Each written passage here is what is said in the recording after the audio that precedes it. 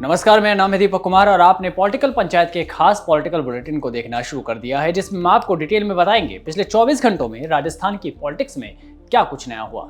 सबसे पहले बात करते हैं मुख्यमंत्री भजनलाल शर्मा की, जहां उन्होंने कार्यालय में शेखावाटी क्षेत्र के ऐतिहासिक हवेलियों के संरक्षण को लेकर अधिकारियों के साथ समीक्षा बैठक ली।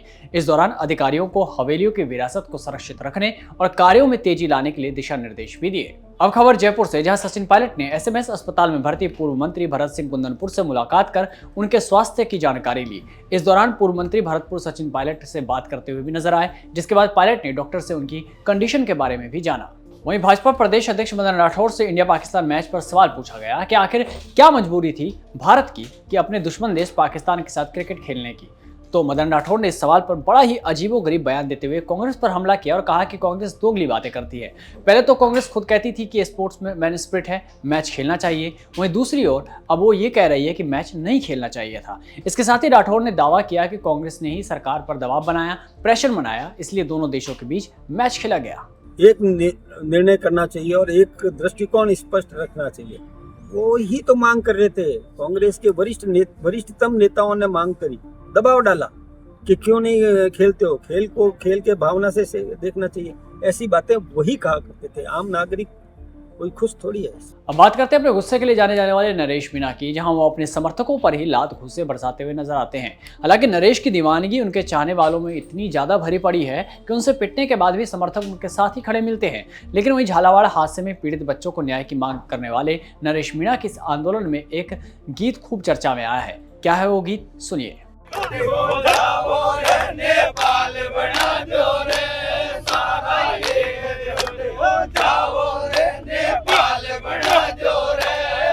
दरअसल शहीद स्मारक पर भजनलाल के खिलाफ इस धरने में नेपाल बनाने की बात कही जा रही है। यानी कि जैसे हिंसा नेपाल में सरकार के खिलाफ देखी गई थी, कुछ इस तरह ही राजस्थान में करने की बात खुले तौर पर की जा रही है। इससे पहले भी राजेंद्र गुढ़ा ने नरेश मीणा का साथ देते हुए कहा था कि वो जेनजी जनरेशन है और इसी जनरेशन ने नेपाल की संसद को आग के हवाले कर दिया था।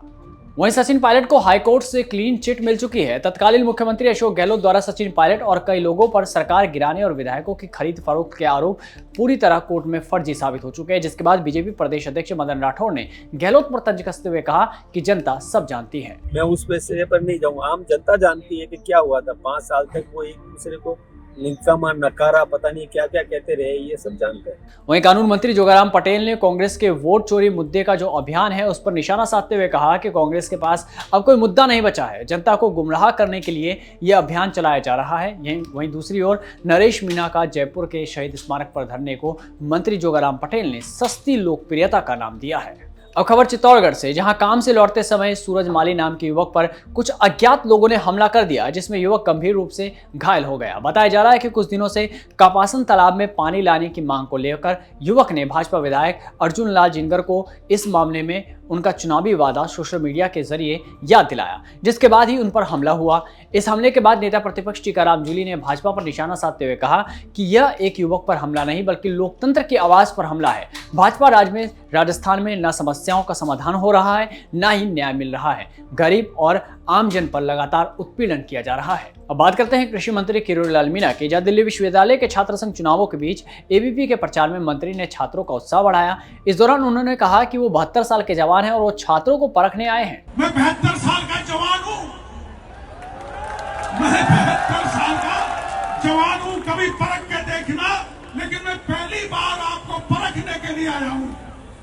वहीं से पहले सचिन पायलट भी एनएसयूआई के छात्रों से मिलने उनके पक्ष में वोट डालने के लिए दिल्ली गए। वहीं जहां एक तरफ राजस्थान में मंत्री नेता दिल्ली के छात्र संघ चुनावों के लिए इतने एक्टिव दिख रहे हैं, तो दूसरी ओर राजस्थान में छात्र संघ चुनाव पर रोक लगा दी गई, जिसकी शुरुआत गहलोत सरकार में की गई थी। वहीं केंद्रीय पर्यटन मंत्री गजेंद्र सिंह शेखावत का एक वीडियो खूब पसंद किया जा रहा है, जहां वो एक नन्हे बच्चे से कबीर के दोहे सुनते नजर आ रहे हैं, जिसका वीडियो भी सोशल मीडिया पर खूब वायरल हो रहा है। अब खबर भीलवाड़ा से, जहां सांसद दामोदर अग्रवाल ने प्रेस कॉन्फ्रेंस कर बजरी माफिया को लेकर कहा कि जितनी सख्ती, जितनी जब्ती, जितने मुकदमे इस बार बजरी माफियाओं के खिलाफ हुए हैं, इससे पहले किसी सरकार में नहीं हुए। इसके साथ ही सांसद ने डंके की चोट पर मीडिया के सामने कहा कि अगर आप आधी रात में 2 बजे भी उनको फोन करके बताएंगे कि इस वजह से बजरी दोहन हो रहा है तो तुरंत कार्रवाई करेंगे। जिसके जवाब में एक मीडिया बंधु का जवाब आया, जिसको सुनकर सांसद जी भी एक पल के लिए चुप हो गए।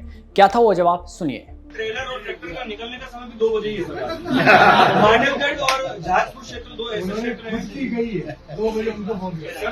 अब खबर जैसलमेर से, जहां ओरन और गोचर भूमि को बचाने के लिए वन्य प्रेमियों के साथ जनता सड़कों पर उतर गई। इस मामले में सीएम अनिल शर्मा के नाम जिला कलेक्टर को ज्ञापन भी सौंपा गया था, जिसके बाद ओरन गोचर भूमि संरक्षण को लेकर रैली निकालकर सरकार के खिलाफ धरना प्रदर्शन किया गया। ओरन हमारा जीवन है, उसको आप बचाएं, लेकिन बचाने की इनकी मंशा नहीं है और ना ही फाइलें यहाँ धूल झांक रही है हमारे कलेक्टर ऑफिस में। उस 20 फाइलों को हमने आगे भेजने के लिए कहा है।